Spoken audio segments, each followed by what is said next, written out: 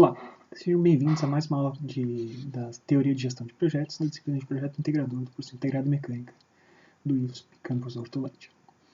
Na aula de hoje a gente vai falar um pouquinho sobre identificação de necessidades e quais são as ferramentas que a gente pode utilizar para fazer essa tarefa. Então, a gente já está entrando na fase do contexto geral de planejamento do projeto. Tá? Quando a gente está fazendo um termo de abertura de projeto, lá na fase de iniciação do projeto, a gente tem que identificar claramente quais são as necessidades que estão sendo atendidas pelo nosso projeto. Tá? Isso é uma atividade crucial para a gente ter sucesso no projeto, para a gente gerar soluções que tenham algum tipo de valor. Tá? Então, na aula de hoje, a gente vai falar um pouquinho sobre o que a gente pode utilizar para identificar claramente uma necessidade e, a partir dessa necessidade, definir exatamente o que a gente queria fazer, o que a gente gostaria de fazer. Tá? Deixa eu sumir aqui. Então, lembrando, né, a gente tinha visto as etapas de um projeto, elas passavam por diversas fases. Né? A gente passava pela identificação de uma necessidade e, a partir da... Isso é acho que um diagrama que eu não tinha mostrado para vocês ainda. Tá? Então, a gente identifica uma necessidade associada a qualquer tipo de coisa, define a partir dessa necessidade o problema, né, delineia bem o que é esse problema, e sintetiza a partir do que a gente consegue fazer, como que a gente vai atender esse problema. Né? Então a gente está falando até a fase de síntese, que a gente está falando sobre definição de escopo. Uma vez que a gente definiu esse escopo, a gente vai detalhar o escopo, né, destrinchar ele em diversas partes diferentes, através de um sistema de fases de análise e de otimização. Em seguida, uma vez que a gente terminou esse detalhamento, a gente vai avaliando e executando esse projeto ao longo do caminho. Se a gente definir que alguma coisa tem que voltar, a gente pode voltar lá na síntese e redefinir o que é o nosso problema que a gente está atendendo e redefinir as formas que a gente tem de atender esse problema. Até o momento que a gente define que a gente está pronto para apresentar uma solução, né, para o nosso cliente, para o nosso público-alvo desejado para o projeto. Tá? Então, como vocês estão vendo aqui, né, toda a tarefa de um projeto, né, quando a gente está pensando no projeto dessa forma aqui, que é uma forma um pouquinho diferente, mas diretamente associada à forma que eu já tinha apresentado antes, né, vocês percebem que o projeto ele começa pela identificação de uma necessidade. Essa necessidade pode ser real ou pode ser gerada por nós. Tá? Então, as necessidades, quando vocês estudam em administração, sempre que você fala em necessidades, identificação das necessidades de uma pessoa ou de um público-alvo, você está falando em pirâmide de Maslow. Tá? E essa pirâmide de Maslow ela basicamente hierarquiza os tipos de motivações por trás de qualquer coisa, né, das necessidades de uma pessoa. Então, na base da pirâmide mais importante, né, sem a base da pirâmide o resto não existe, são as necessidades fisiológicas de uma pessoa. Necessidade de alimentação, moradia, conforto, descanso, lazer. Tá? Uma vez que essas estão atendidas, a gente pode começar a pensar em necessidades que o Maslow, né, esse pesquisador de administração, chamou de necessidades de segurança, como amparo legal, orientação precisa, segurança do trabalho, estabilidade e tal. E à medida que a gente vai subindo, a gente vai tendo sempre necessidades cada vez mais específicas e mais associadas mais para o luxo e mais para a realização pessoal do que para as necessidades de se manter vivo. Tá? Então, sempre que a gente está falando de identificação de necessidades, a gente pode identificar necessidades em qualquer uma dos degraus dessa pirâmide. Tá? Então, tudo isso, dependendo do produto e da solução que você está fazendo, você pode trabalhar em diferentes partes dessa pirâmide. Tá? Então, como é que eu identifico uma necessidade, seja ela de qual dos degraus dessa pirâmide for? Tá? Tem diversas maneiras diferentes. Tá? A maneira mais clássica que a gente imagina quando a gente está pensando numa invenção, na criação de um produto, é alguém ter uma ideia original individual. Então, eu estou ali, sozinho, tive uma ideia brilhante, pum, eureka, né, um momento de encontrar uma ideia interessante. E a partir do momento que eu encontrei essa ideia interessante, está identificada essa necessidade. Putz, já pensou se para fazer aquilo eu fizesse, né, se para resolver esse pepino eu fizesse isso dessa forma? Então isso gerou uma ideia original individual, sem colaboração de ninguém. E isso é uma possibilidade. Só que isso é uma possibilidade bastante rara. Tá? Esses momentos de iluminação são muito raros. Muito mais comuns, como ferramenta de identificação de necessidades, são a geração de ideias em grupos. Tá? Eu vou mostrar um pouquinho mais sobre algumas dessas ferramentas, né, mas essas são ferramentas que vocês vão utilizar extensamente ao longo da disciplina. Tá? Vocês vão ter que conversar entre vocês, pegar a ideia do colega e acrescentar sobre essa ideia do colega. Você tem diversas maneiras diferentes de fazer isso e algumas das ferramentas a gente vai explorar na aula de hoje. Tá? Eu vou destacar duas ferramentas, basicamente, nos slides que seguem, que são a ferramenta de brainstorming, tá? Então tempestade de ideias, e a ferramenta de mapas mentais. Então, além de eu ter então, uma ideia original ou uma ideia em grupo, eu posso ter pesquisas de opinião. Tá? Ideias originais e ideias em grupo são basicamente ferramentas de geração de ideias por pessoas que estão envolvidas diretamente dentro do projeto. Tá? Então, alguém que está envolvido no projeto tem uma ideia brilhante, ou o grupo das pessoas que estão envolvidas no projeto fazem um brainstorming e geram ideias coletivamente.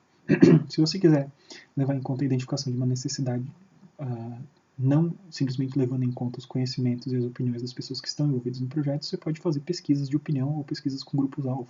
Tá? Então eu posso ir perguntar para um monte de gente o que eles acham sobre alguma coisa e identificar a partir das respostas de pesquisas quais são necessidades que eu posso atender. Tá? Outra forma de identificar identificar necessidades possíveis é eu conversar com alguém que já é meu cliente. Tá? Então imagina você trabalha numa empresa, você já atende alguém, e você conversando com o seu cliente, você identifica que você poderia vender alguma coisa a mais, além do que você já vende para o cliente, prover algum outro tipo de solução para ele. Tá? Isso é bastante interessante, porque você já tem alguém que já compra de você, já tem uma relação importante de trocas comerciais com você. Então é muito bom quando você usa a opinião de clientes para achar necessidades, aumenta o seu potencial de venda para esses caras. Tá? Outra forma de você identificar necessidades é perguntar para especialistas no assunto. Né? Então, você tem uma ideia muito incipiente, uma ideia muito pequenininha ainda, e você vai perguntar para um especialista se isso faz sentido e como é que a gente pode desenvolver isso. Isso é também possível. Tá? Outra forma de identificar necessidades é você criar protótipos. Então, você teve uma ideia de alguma coisa, você cria um protótipo e leva esse protótipo para uso, e com o protótipo em uso você identifica problemas na utilização desse protótipo, você identifica coisas que você pode acrescentar. Tá? Então, a utilização de alguma coisa física, né, de um modelinho de máquina, por exemplo, ela pode ajudar você a identificar necessidades associadas a esse protótipo. Tá?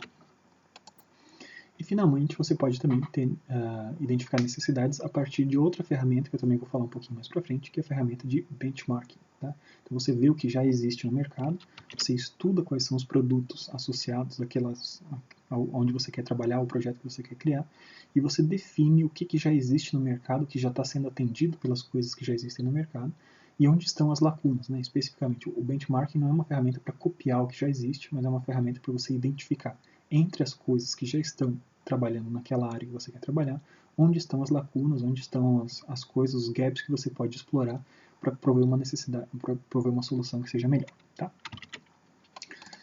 Então, começando com a ferramenta de brainstorming, que é uma ferramenta que vocês vão utilizar bastante, tá? Então, a partir de várias ideias diferentes, você vai gerar, né, um trabalho coletivo de pequenas ideias, você vai gerar ideias melhores e maiores. Tá? Então, essa ferramenta de geração coletiva de ideias ou soluções para um determinado problema, ela pode ser utilizada em diversas fases do projeto, mas é especialmente útil nessa fase de planejamento no começo do projeto, quando você está começando. Porque quando você está lá no começo do projeto, você não tem muita certeza de como que você vai fazer, qual é o problema que você vai abordar e nem nada. Tá? Então, utilizar essa ferramenta de brainstorming lá no começo é uma coisa muito interessante para você definir passos, definir caminhos a seguir mais para frente.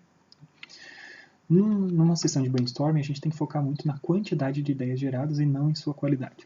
Tá? Então, vai até aparecer aqui para vocês. Tá? Quando a gente está falando em brainstorming, então, para fazer um brainstorming consistente, você não pode estar julgando diretamente as ideias que estão sendo geradas. Tá? Se a gente vai se definir que a gente vai se juntar, a gente precisa ter ideias sobre como resolver o problema de construção de uma determinada peça do meu subsistema, por exemplo. Então a gente vai sentar junto, a gente vai todo mundo dar ideias. Se eu estou fazendo uma sessão de brainstorming, eu não vou começar a falar, pô, sua ideia aí não faz sentido. Tá? O objetivo durante uma sessão de brainstorming é gerar muitas ideias e a partir desse volume grande de ideias gerado, num segundo momento é que vocês vão fazer o processo de avaliação das ideias, quais são pertinentes e quais não são. E, né, ter muitas ideias disponíveis ajuda você a ter uma solução mais refinada no final. Se você começa a cortar muito, a podar muito as ideias de outras pessoas, você vai ter uma solução menos rica, porque vai ser uma solução dominada pelas opiniões de poucas pessoas que estavam envolvidas nesse brainstorming, e não é esse o objetivo. Tá? Então, o nosso objetivo então, é incentivar a participação de todos os membros do grupo, e isso pode diminuir então, a influência dos perfis mais impositivos, né? As pessoas que tendem mais a dominar as conversas, a julgar o colega, a botar as pessoas para baixo. Né?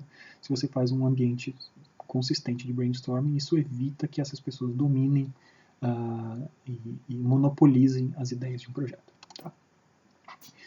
Segunda forma de você utilizar a construção coletiva de ideias, vocês podem utilizar também, são a construção de mapas mentais. Então, a partir de um tema central, você, sentando todo mundo em grupo, você começa a identificar o que esse tema central evoca nessas pessoas. Então, eu quero construir um triciclo motorizado. Triciclo motorizado, o que eu tenho que pensar?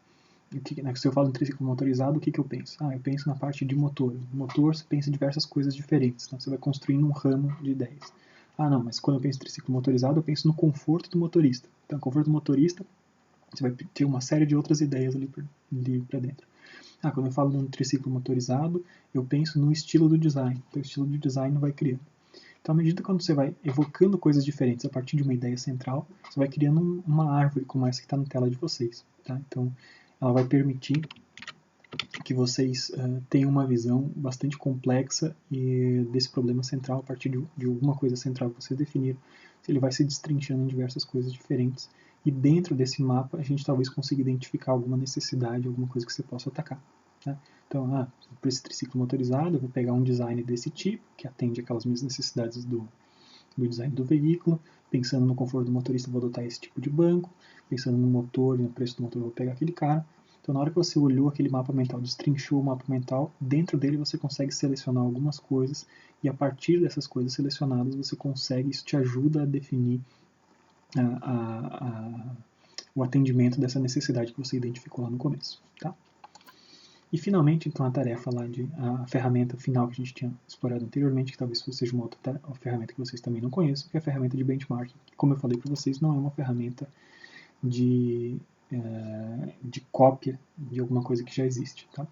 É uma ferramenta de identificação do que está sendo oferecido no mercado. É uma ferramenta mais de posicionamento de um produto, especialmente se ele não for inovador. No caso de vocês também, vocês estão produzindo máquinas que já existem. Né?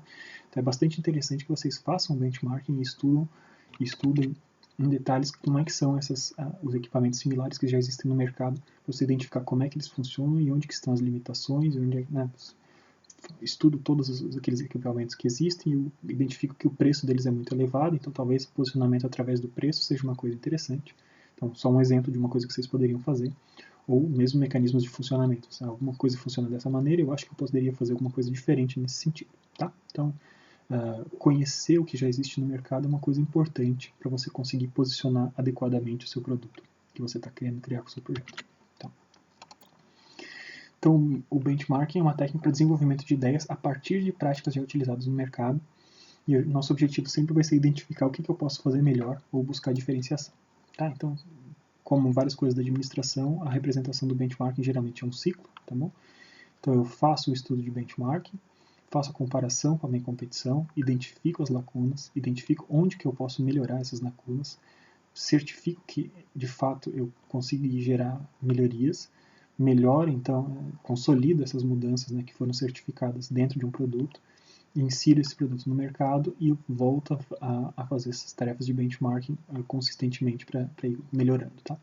Então, isso é como você utiliza o benchmarking como uma ferramenta de melhoria contínua do seu produto, por exemplo. Tá? Então, benchmarking não é simplesmente uma pesquisa de concorrência e copiar. Tá? Então, a gente está falando de criação de soluções novas a partir da identificação de lacunas no que já existe no mercado. Tá? Então, aqui tem uma diferença do que é um benchmarking e o que é uma pesquisa de concorrência. Tá? Então, a gente está focando nos benchmarkings, a gente está focando nas melhores práticas e está tentando identificar, tentando utilizar isso para fazer uma melhoria contínua. Tá? A pesquisa de concorrência não tem essas dimensões. Tá? Ela se resume simplesmente como simplesmente copiar os processos de outra empresa, tá? E focar em repetir coisas que já existem, tá bom? Então, essas são algumas das ferramentas que a gente pode utilizar para identificar uma necessidade, tá? Identificar uma necessidade, como eu falei para vocês, é um ponto fundamental para o começo de um projeto. Se você não tem uma necessidade bem identificada, muito possivelmente você tem um projeto que está mal direcionado. Então você pode utilizar qualquer uma dessas ferramentas que eu mostrei para vocês para identificar uma necessidade de forma consistente, utilizando diferentes formas de trabalho, seja em grupo, dentro do próprio grupo de trabalho, seja utilizando práticas de mercado ou opiniões de especialistas e coisas diferentes. Espero que vocês tenham gostado. Voltamos em breve com mais aulas de teoria de gestão de projetos. Até logo!